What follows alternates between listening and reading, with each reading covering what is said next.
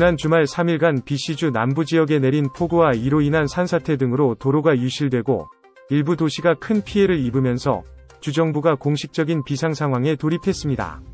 존 호건 BC주 수상을 비롯해 마이크 파너스 공공안전법무부 장관, 롭 프레밍 교통기반시설부 장관 등이 공동으로 17일 기자회견을 통해 BC주의 비상사태 선언을 했습니다. 이번 비상사태 선언의 주 이유는 산사태나 홍수 피해로 인한 직접적인 재난뿐만 아니라 주요 도로들이 침수와 유실, 산사태 잔해물로 인해 교통망의 파괴와 이에 따른 생필품 수송의 어려움을 극복하기 위해서입니다. 호건 주수상은 재화와 필수 응급 서비스 제공을 확실히 하기 위한 조치라며 대재해의 시기에 모두 안전을 지키고 남들을 도우면서 극복해 나가자고 말했습니다. 이날 양계협회는 10%가량의 양계장이 대피명령 지역에 포함됐다고 밝혔습니다. 주정부도 계란을 비롯해 일부 농장에서 나오는 생필품 공급이 도로 유실 등으로 어려워졌다고 시인했습니다. 또 일부 가축들도 홍수에 휩쓸려 가는 등 폐사하거나 유실된 것으로 파악됐습니다.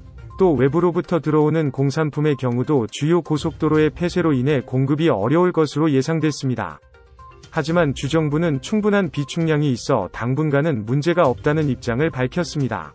주정부는 이에 따라 사재기, 공황 구매를 자제하라고 경고하고 나섰습니다. 파너스 장관은 자연재해로 초토화된 재앙으로부터 회복하기 위해 노력할 것이라며 철도와 도로를 복구하고 정상화하는 일이 최우선 과제로 이에 우선 가능한 자원을 투입하게 된다고 밝혔습니다.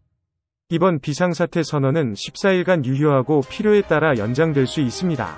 이로써 BC주는 작년 코로나19로 인해 비상사태가 선언된 이후 올여름 산불로 다시 비상사태가 이번에는 홍수 산사태로 비상사태가 거의 2년간 이어지고 있는 셈입니다.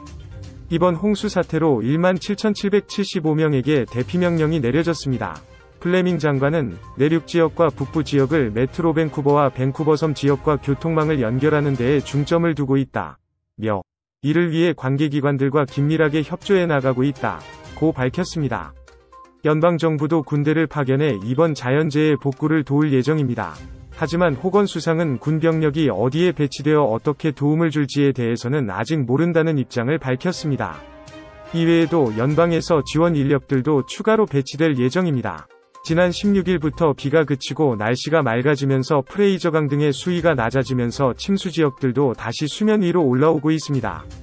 이에 따라 동서를 잇는 거의 모든 고속도로와 주요 도로가 통행금지됐다가 다시 일부 지역에서 개통이 됐습니다. 17일 오후에는 아가시즈와 호프를 잇는 7번 고속도로 일부 구간이 제한적으로 재개통이 됐다고 교통기반시설부가 발표했습니다. 허용 차량은 서쪽으로 오는 승용차에 한해서입니다. 한편 캐나다 기상청은 18일 오전 BC주에 대한 별도의 기상경보를 발령하지 않았지만 메트로 밴쿠버를 비롯해 BC주에 비가 계속될 것으로 전망했습니다.